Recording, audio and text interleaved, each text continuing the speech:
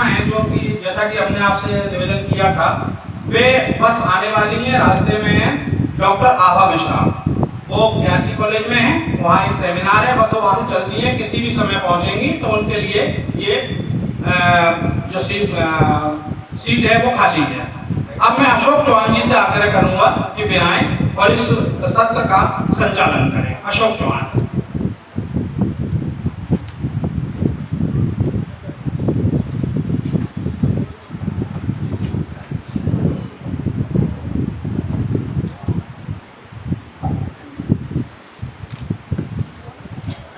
बहुत बहुत शुक्रिया पवन जी।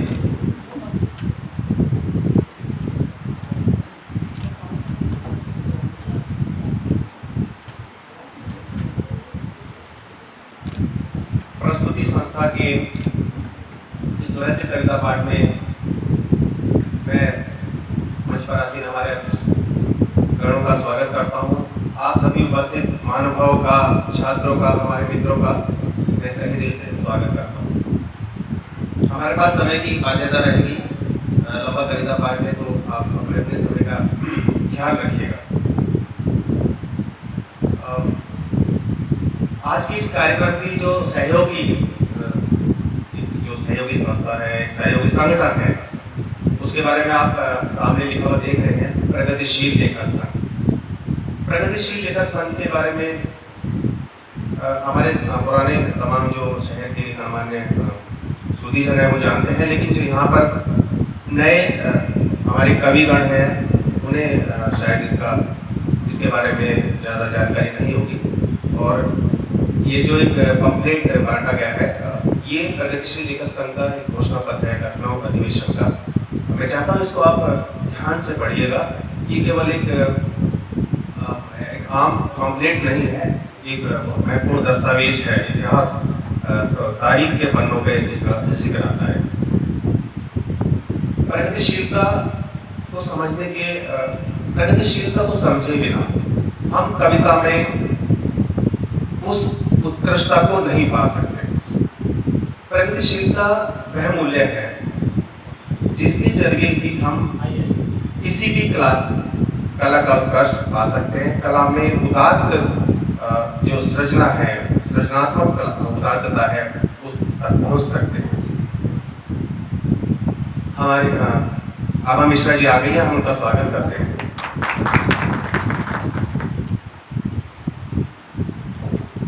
अभी मैं बस 2 मिनट लूंगा, ज़्यादा नहीं, समय की बाध्यता मेरे लिए भी है। अभी हम सब भोजन ग्रहण करके आए हैं। भोजन के साथ जैसा कि आप सब जानते हैं, षड्रस का अवधारणा है, 6 रस होते हैं भोजन में मुख्य तौर पे। इसी तरह साहित्य में भी रसों की अवधारणा है, कविता में तो खास तौर पर।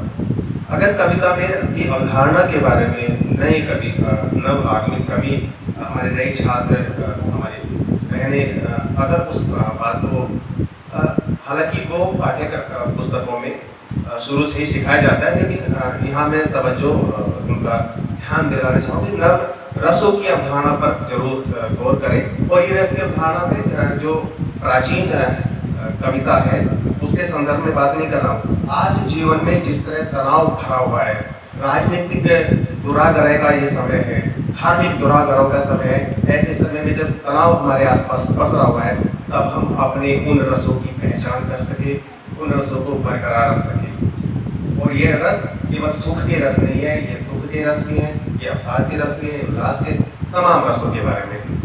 और रसों के बारे में आप पढ़ते भी रहे होंगे। एक छोटी सी बात और जो मेरे दिमाग में आती है इस कार्यक्रम के शुरू करने से पहले, कविता के टूल्स की बात मैं यहाँ जरूर करूँगा, जरा सा समय लेके। आमतौर पर क्या होता है, नए कवि, मैं कॉलेज में पढ़ाता हूँ, नए छात्र अपनी कविता लेके आते हैं और कहते हैं कि सर कैसी है मेरी कविता। तो हम क्या करते हैं, हम तारीफ करते हैं, क्योंकि हम कविता की शुरुआत का जो कच्चापन है उसके महत्व को भी समझते हैं। हम सीधी उसको निकाल नहीं कर सकते। किसी भी रचना के जो शुरुआती रचना होती है, कच्ची रचना से ही बहुत पक्की रचना बनती है।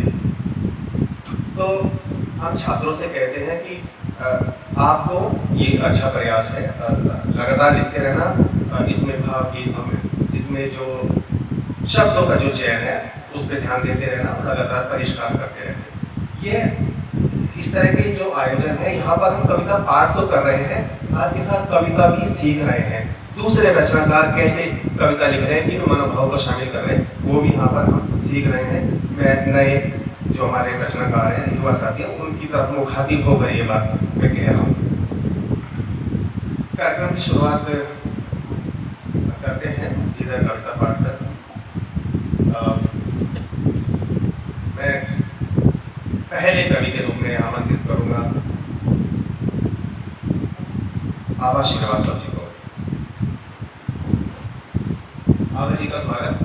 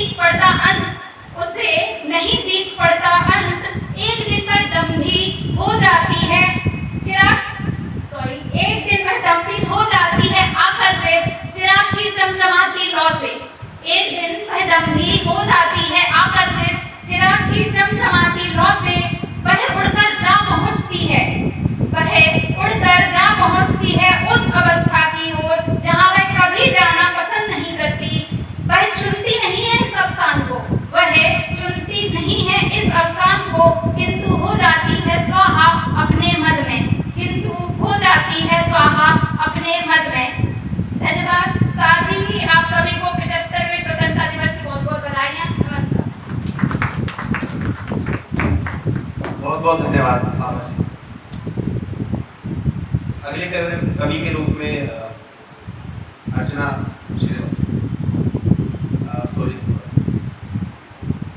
दुष्यंत दीक्षित जी को मैं आमंत्रित करता हूँ।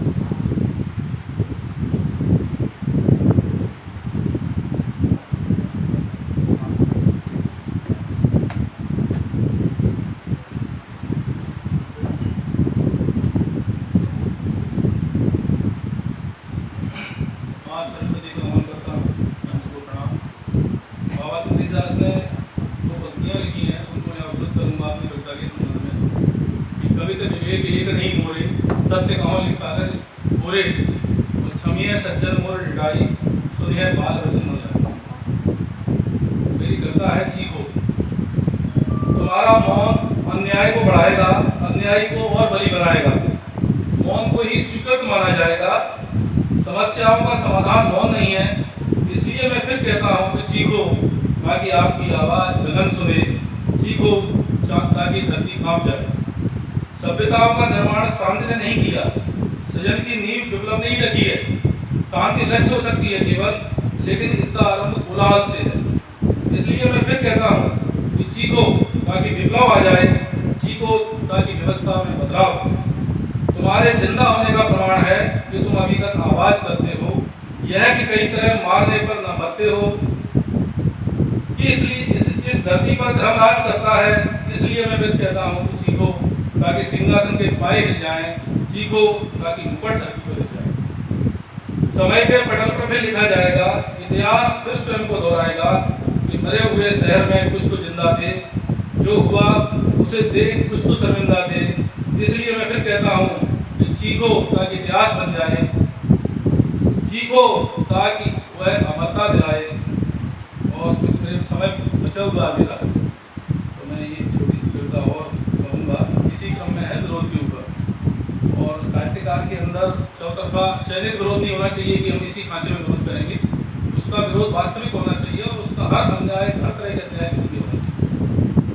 कविता मैं विरोध हूँ कि मोह जनित जग अनुबंधों का, मोह जनित जग अनुबंधों का, जग में फैले सब द्वंद्वों का, मानव के विस्तृत अतीत पर, छल से पूरित अनय नीत पर, शाश्वत चलता रहा सुरत हूँ मैं, विप्लव हूँ मैं विरोध।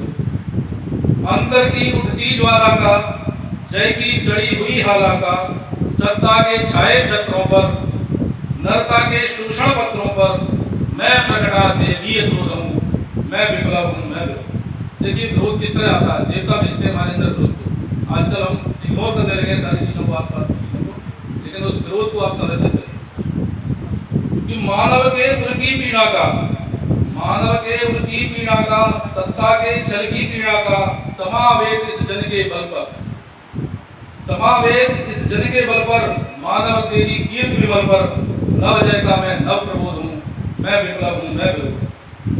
शांति मांगते शोषक छल का, समझौतों के कायर पल का, शांति मांगते शोषक छल का, समझौतों के कायर पल का, नर को दर्दी हर पुलीत पर, जग में पलती व्यर्थ गीत पर, मानव मन का स्वयं बोध हूँ मैं, विप्लव हूँ मैं विरोध। और अंतिम बंदेश का कि आशाओं के आगत कल का, आशाओं के आगत कल का, समताओं के सम्य घल का, आओ भरे इस आसमान पर, शेष रहे नर के गुमान पर।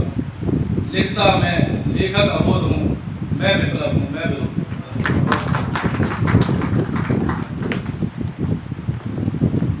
बहुत बहुत धन्यवाद दुष्यंत जी।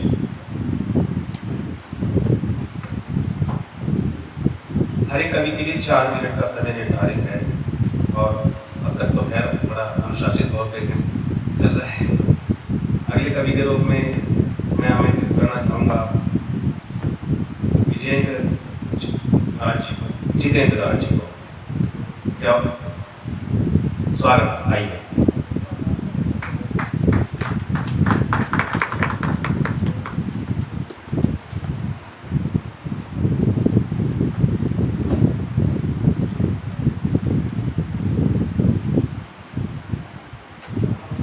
गजल पेश करता हूँ। मतलब समाप्त करने मैं खुद से होशियारी कर रहा था, मैं खुद से होशियारी कर रहा था, सियासत की तैयारी कर रहा था। मैं खुद से होशियारी कर रहा था, सियासत की तैयारी कर रहा था। तलब उसकी थी रोटी से ज्यादा, तलब उसकी थी रोटी से ज्यादा, बहुत करतब मदारी कर रहा था। तलब उसकी थी रोटी से ज्यादा, बहुत करतब मदारी कर रहा था।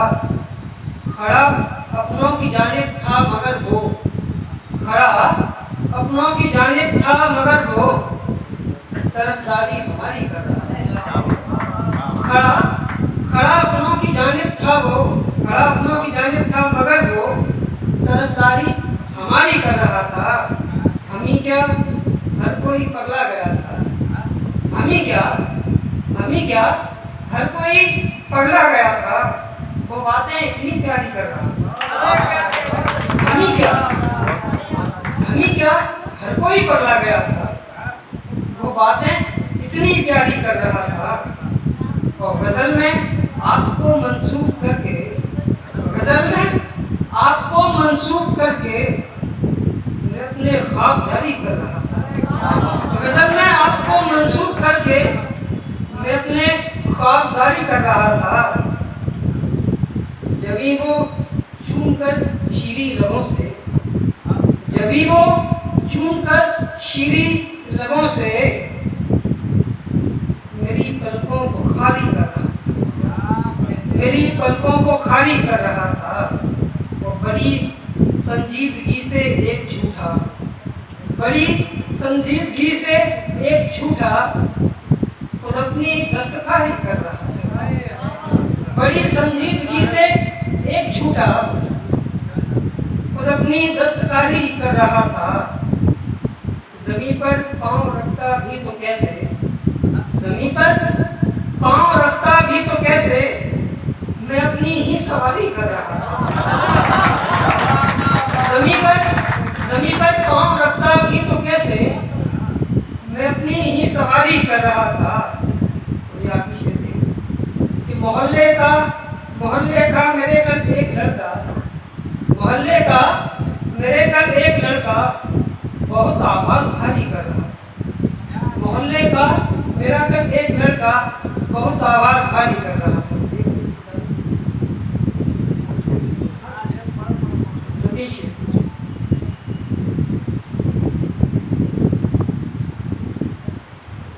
गले मिलने से तलखी कट रही है, गले मिलने से तलखी कट रही है, पुरानी से पुरानी कट रही है। गले मिलने से तलखी कट रही है, पुरानी से पुरानी कट रही है। हमारा दिल तो फिर भी फूल ठहरा, हमारा दिल तो फिर भी फूल ठहरा, तेरे लफ्जों से बर्छी कट रही है। हमारा दिल तो फिर भी फूल ठहरा, तेरे लफ्जों से बर्छी कट रही है। हमी ने आपको मसनद दिया है, हमी ने आपको मसनद दिया है, हमी से आज दिल्ली कट रही है। हमी ने आपको मसनद दिया है, हमी से आज दिल्ली कट रही है। फलक तक की खबर अखबार में है, फलक तक की खबर अखबार में है। हकीकत पर ज़मीनी कट रही है, हकीकत पर ज़मीनी कट रही है। और आप शेर भी देख लीजिए। वफा को आप सोना कह रहे थे, वफा को आप सोना कह रहे थे, लोग कीमत से आधी कट रही है, लोग कीमत से आधी कट रही है। बहुत बहुत धन्यवाद जितेंद्र जी। आदमी की मनोविज्ञान का गजल में यही खूबी होती है कि इतनी बारीकी से देखता है गजल को। अगले कवि के रूप में आबिदा खान क्या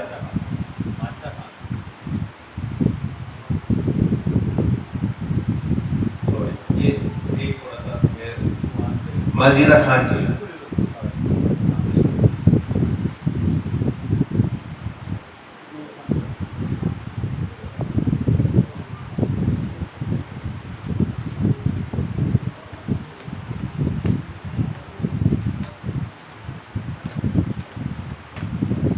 नमस्कार। अध्यक्ष महोदय की अनुमति चाहूंगी। कुछ पंक्तियों से शुरुआत करना चाहूंगी। ना दौलत काम आएगी न शोहरत काम आएगी, ना दौलत काम आएगी न शोहरत काम आएगी, उस दिन तेरी मेहनत काम आएगी जब चलेगी लहर इंसाफ की, जज्बे और जुनून की आग काम आएगी। मेरी कविता का शीर्षक है नारी की वेदना। इन स्वार्थी चेहरों ने उसकी चीखों को दबा दिया, न जाना न पहचाना, बस चरित्रहीन का धब्बा लगा दिया। पहनती हो छोटे कपड़े तुम, ये कहकर उसका मुंह बंद करा दिया। तुम एक लड़की पैदा हुई हो, इन लफ्जों ने उसके आत्मसम्मान को हिला दिया। धीरे बोलो सबकी सुनो घर में रहो, इन आदेशों ने उसके ख्वाबों को दफना दिया। खानदान की इज्जत तुम्हारे हाथ में है, ये बेकार की बातों ने नाजुक कंधों का बोझ बढ़ा दिया। जमाना खराब है क्या करोगी पढ़ लिख कर तुम, इन दलीलों ने उसे घर बिठा दिया। ससुराल में आसानी होगी कहकर सारी जिम्मेदारियों का बोझ उसके ऊपर डाल दिया। कितना अजीब ये समाज है, एक औरत की कोख से जन्म लेकर कैसे दूसरी औरत को मिटा दिया। आ जाए अगर वो जिद पर तो न रोक सकोगे तुम, हो जाओ खबरदार। हालात ने नारी शक्ति को जगा दिया, नारी शक्ति को जगा दिया। कल यानी 15 अगस्त को स्वतंत्रता दिवस है, तो एक देशभक्ति पर आधारित रचना आप सभी के सम्मुख रखना चाहूंगी। ना हिंदू है ना मुसलमान है, इसमें बसता सिर्फ इंसान है। न जवाब है न सवाल है, दिल में उठा बवाल है। निसंकोच बलिदान है न कोई अभिमान है, ये मेरे भारत की शान है, ये मेरे भारत की शान है। हर तरफ भाईचारा है, एकता की विचारधारा है, ना दिलों में खटास है, अपनेपन की मिठास है। चाहे ईद हो या दिवाली, हर तरफ है खुशहाली, ये मेरे भारत की शान है, ये मेरे भारत की शान है। जय हिंद, जय भारत।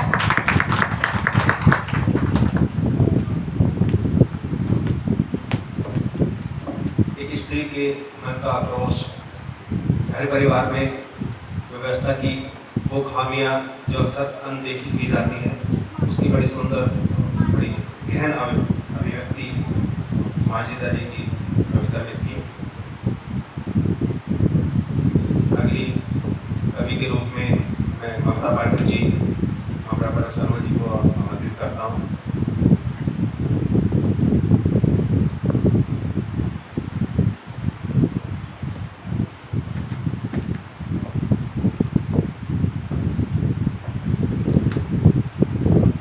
मंच पर उपस्थित गरिमाओं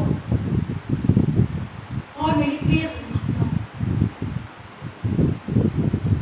सर्वप्रथम प्रगतिशील लेखक संघ की मैं बहुत आभारी हूँ कि उन्होंने नवोदित कवि और कवयित्रियों को यहाँ एक स्थान पर एकत्रित किया और हम सब एक दूसरे से परिचित हो चले हैं। क्योंकि शब्द नव आगमित है तो मैं थोड़ी सी आश्वस्त हूँ कि गलतियाँ होंगी तो वो माफ़ कर दी जाएगी। मैं शुरू करती हूँ। मेरी पहली कविता जो मैंने माँ के लिए लिखी है। माएँ लगभग एक सी होती हैं, मतलब लगभग शब्द इसलिए प्रयोग किया जा रहा है ये मेरे द्वारा कि किसी की थोड़ी कम मारती है, किसी की थोड़ी ज़्यादा मारती है, धमकाती है, लेकिन वो होती हैं। भाई आजकल की माएँ थोड़ी बदल गई हैं, मतलब वो जो हमारे समय में थी कि कभी कभी चोटी भी खींच दिया करती थी, तो आजकल थोड़ा सा तो बदला है समय। मैं नहीं खींच पाती अपनी बेटी की चोटी, तो उसके लिए तो समय ही है जो है। कविता का शीर्षक है माएँ जब नहीं रहती। माँ, माँ वैसे तो तुम कहीं नहीं जाती थी,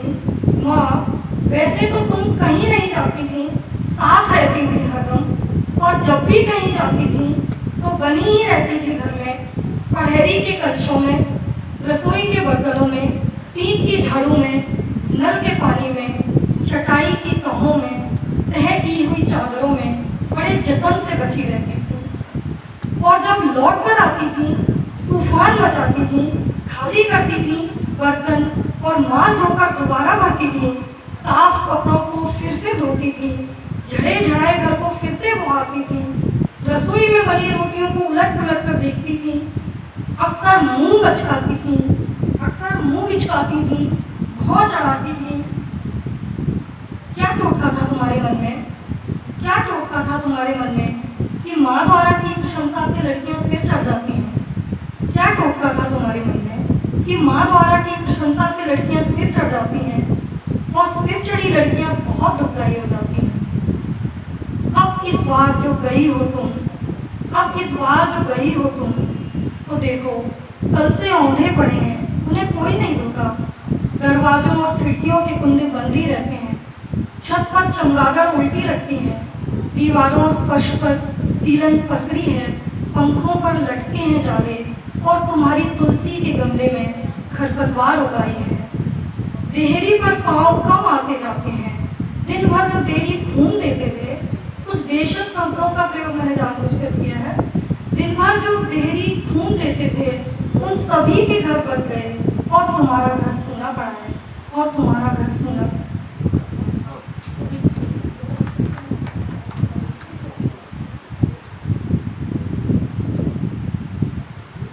लिखी है मैंने, अब ये गजल है, कविता है, सुधीजन खुद तय करेंगे, बस मैंने लिख दी है।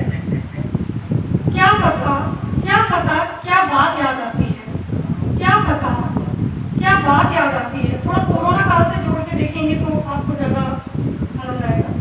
क्या पता क्या बात याद आती है, शाम ढले रोज मेरी तबीयत घबराती है, शाम ढले रोज मेरी तबीयत घबराती है। बदलती तारीखें अपनी जगह पे लिखी हैं, बदलती तारीखें अपनी जगह पे लिखी हैं, किसी खास दिन की कोई बात सताती है। क्या पता क्या बात याद आती है, शाम ढले रोज मेरी तबीयत घबराती है। रुके आंसुओं में कोई चोट दबी होती है, रुके आंसुओं में कोई चोट दबी होती है, फिर आह भी लबों पे आते हुए शर्माती है, फिर आह भी लबों पे आते हुए शर्माती है। उदासी एक मतला नहीं, उदासी एक मतला नहीं, पूरी गजल है, दुखते हुए दिल की कहानी कह जाती है, दुखते हुए दिल की कहानी कह जाती है। बीती वो कौन सी बात याद नहीं मुझको, सोच कर जिसे जिंदगी पछताती है। रोज सोचते हैं और कागज पे लिख लेते हैं, रोज सोचते हैं और कागज पे लिख लेते हैं। ख्वाब जिनके बीच से नींद उचट जाती है, ख्वाब जिनके बीच से नींद उचट जाती है। और आखिरी बंद है, कुछ हंसकर कुछ रोकर गुजर जाएगा वक्त ये, कुछ हंसकर कुछ रोकर गुजर जाएगा वक्त ये। इसी आस में ये तबीयत संभल जाती है, इसी आस में ये तबीयत संभल जाती है।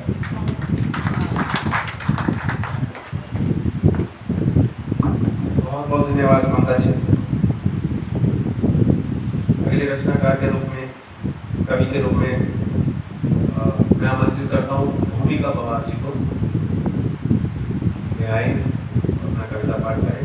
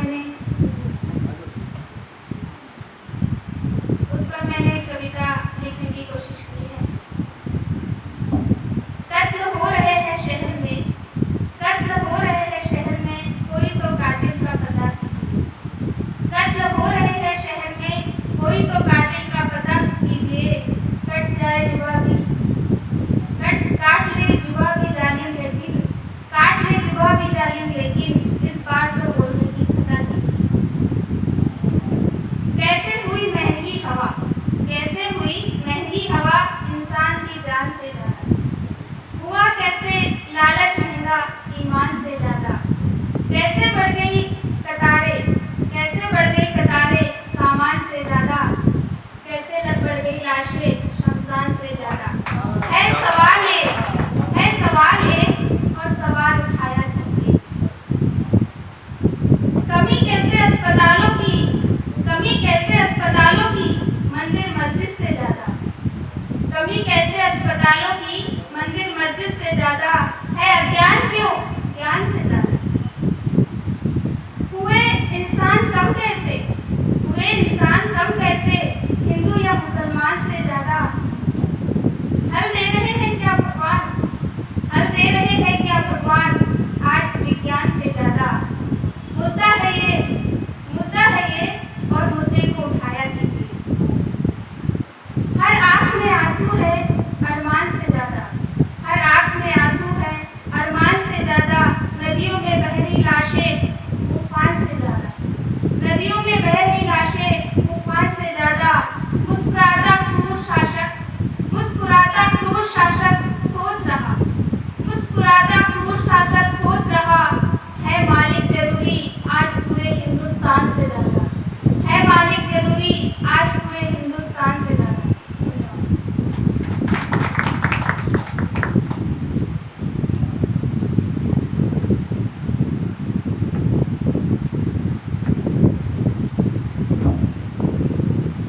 अगली मेरी जो कविता है वो महिलाओं के ऊपर है। इसमें मैंने अपने शब्दों को व्यक्त किया है, किसी की व्यक्तिगत भावनाओं को ठेस नहीं पहुंचाई है, इसलिए इसमें अगर कुछ गलती हो तो आप लोग मुझे माफ करें।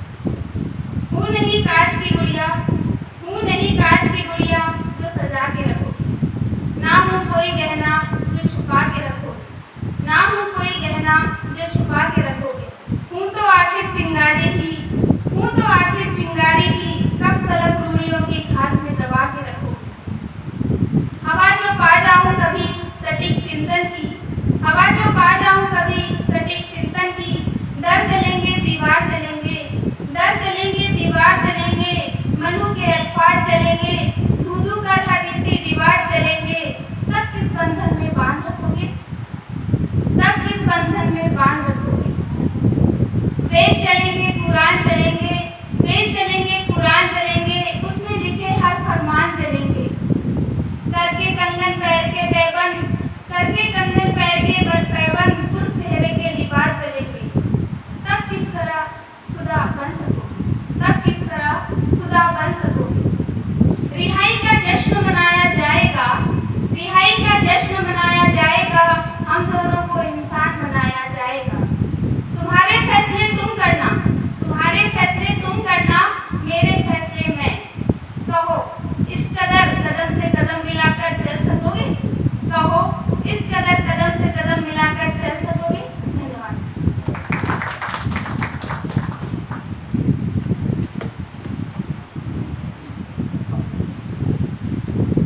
राजनीतिक नारों की बनिस्बत कविता व्यक्ति के अंतर्भाव से उपजती है, उसमें व्यक्ति का परिवेश, उसकी अनुभूतियाँ और उसका दर्द, वो सारी चीज़ें जिससे वो प्रभावित होता है वो सब झलकता है। इसलिए कविता की जो समझ है उसको भी विकसित करने की जरूरत होती है, और कविता पाठ के साथ साथ कविता की समझ भी उसका एक महत्वपूर्ण पक्ष होता है। अगले कवि के रूप में मैं आमंत्रित करना चाहूँगा डिम्पल जगवानी जी।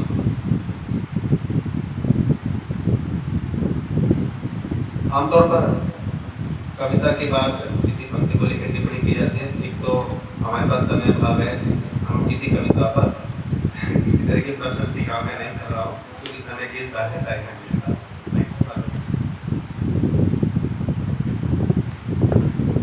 धन्यवाद। यहाँ उपस्थित मेरे सभी भाई बहनों और आदरणीय मंच, मेरा कविता का शीर्षक है आखिर हूँ तो मैं भी इंसान। दिए जाते हैं मेरे सपने, क्यों भस्म कर दिए जाते हैं मेरे सपने, जिन्हें जीवन भर मैंने देखा है। क्यों जला दी जाती है वो राहें जिन पर चलने का सोचा है। क्यों हो रहा है अत्याचार, हूँ तो मैं भी इंसान। क्यों खिलाए जाते हैं छोटी उम्र में खेल शादी ब्याहों के। क्यों थमा दी जाती है हाथों में गृहस्थी की जंजीरें। क्यों पहनाई जाती है रीति रिवाजों की माला, जिन्हें संजोना बस में नहीं। क्यों हो रहा है अत्याचार, हूँ तो मैं भी इंसान। क्यों दिखाए जाते नहीं दृश्य हकीकत के। क्यों होता है तमाशा दहेजों के नाम पर। क्यों जलाई जाती है अबला, क्यों क्या कसूर उस मासूम जिंदगी का। क्यों हो रहा है अत्याचार, हूँ तो मैं भी इंसान। अब उठाएंगे हम एक आवाज, अब उठाएंगे हम एक आवाज, चलो मिलकर करें एक प्रयास। यही अबला है नारी शक्ति, अधिकार मिले एक समान। आखिर क्यों हो रहा है अत्याचार, हूँ तो मैं भी इंसान। मेरी दूसरी कविता है, ये जो अभी हम देख रहे हैं बहुत समय से हमारे देश में दुष्कर्म की जो घटनाएं हैं महिलाओं पर और बच्चियों पर, वो लगातार तेजी से बढ़ रही हैं। तो उसके ऊपर मैंने लिखा है, घूमे चाहे 2 महीने की, घूमे चाहे 2 महीने की, घूमे चाहे 20 साल की, घूमे चाहे 90 साल की, घूमे चाहे बालिग ना बालिग। अब और दुष्कर्म झेल पाओगे क्या, बताओ मेरी आवाज बन पाओगे क्या।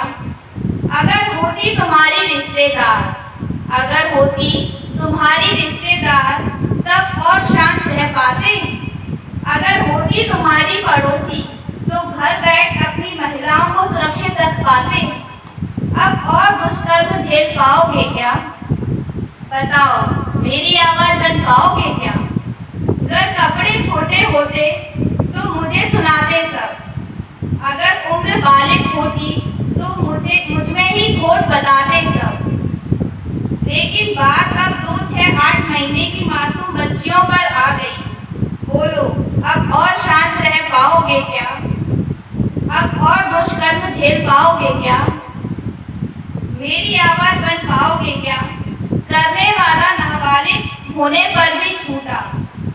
कई बार इंसाफ मिलते मिलते भी छूटा। घिनौनी सोच में परिवर्तन ला पाओगे क्या, गलत के खिलाफ इस लड़ाई में कंधे से कंधा मिलाकर चल पाओगे क्या।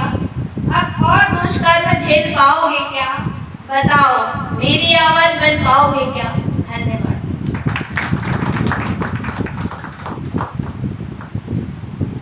बहुत बहुत शुक्रिया दीपक।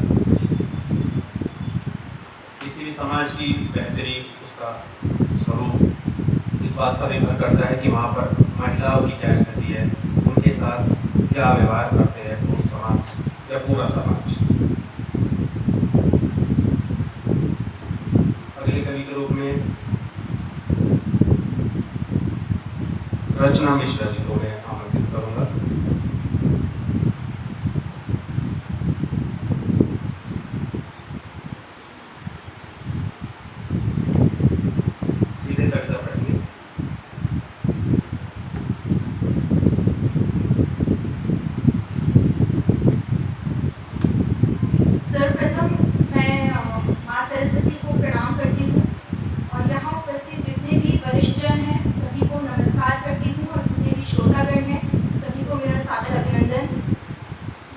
नज़्म से शुरू कर रही हूँ।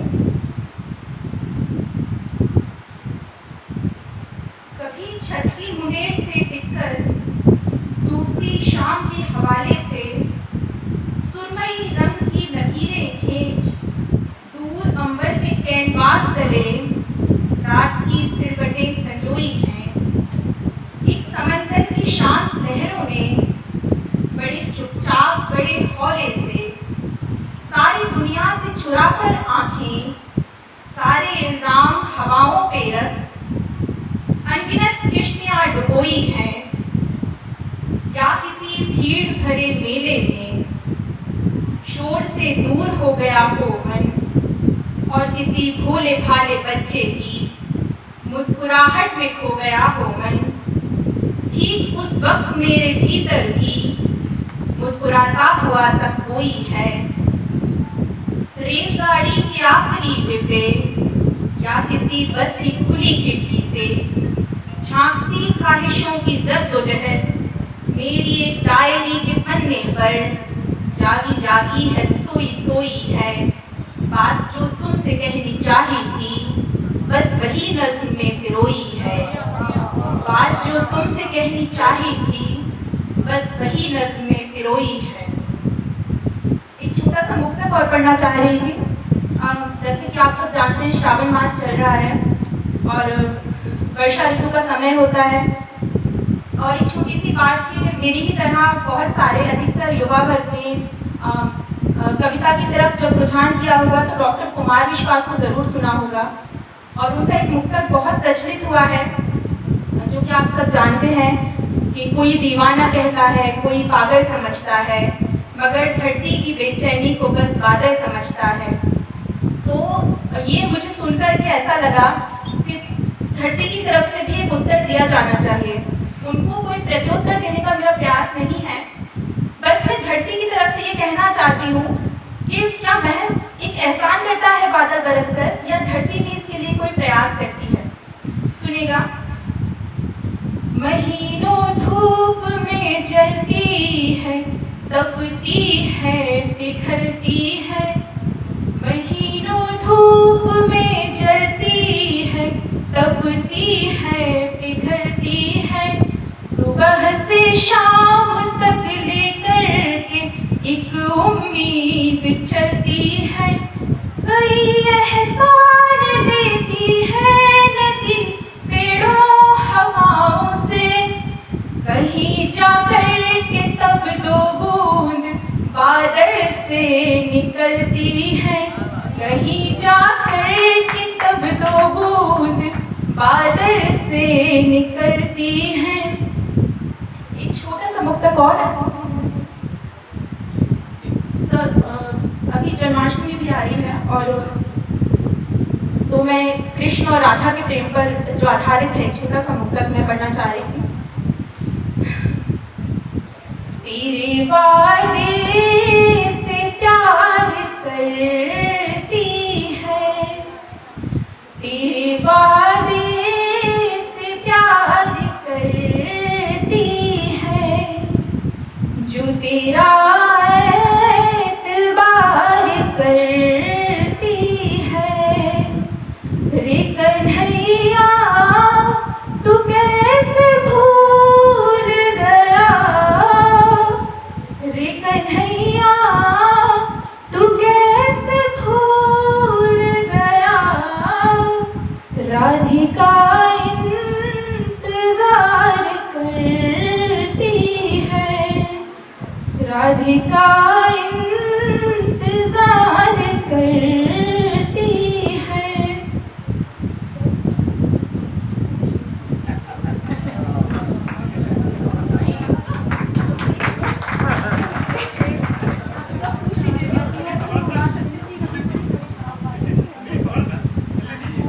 दो तक असल पाबंदी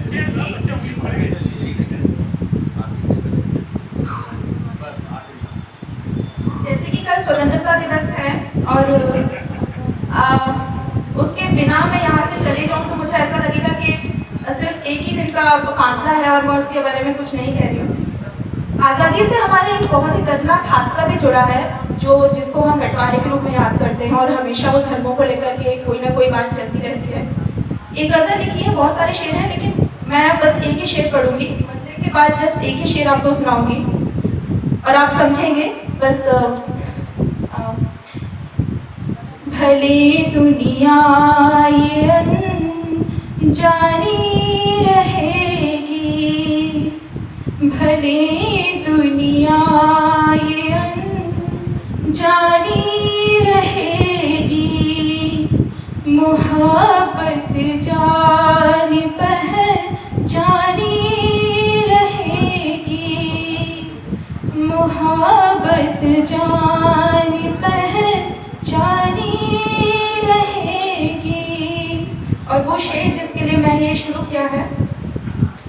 न इसमें मज़े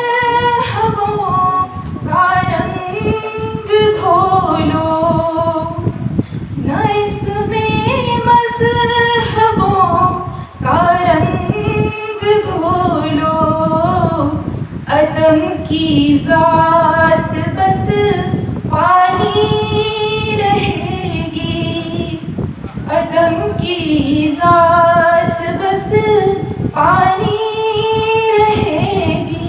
शुक्रिया शुक्रिया।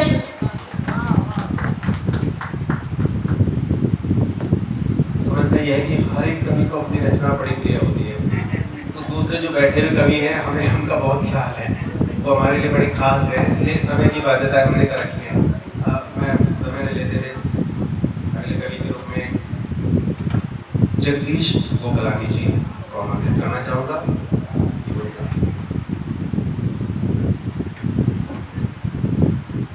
4 मिनट अधिकतम है सभी के लिए।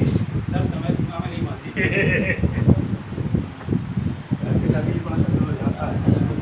हाँ बिल्कुल बिल्कुल, आप बिल्कुल कीजिएगा, बिल्कुल सही है।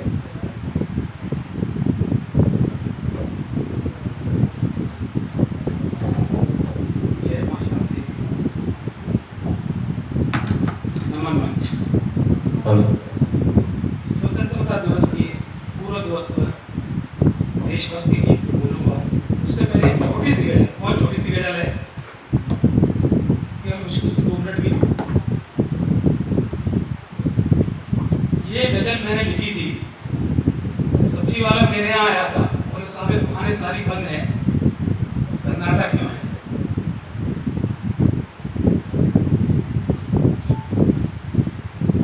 उसको मैंने बदला बना दिया। उससे पहले छोटा सा शेर, सहमा सा क्यों शहर है, लगी शहर को किसकी नजर है। पहले शुरू करता हूँ, मतलब ये शुरू करिएगा।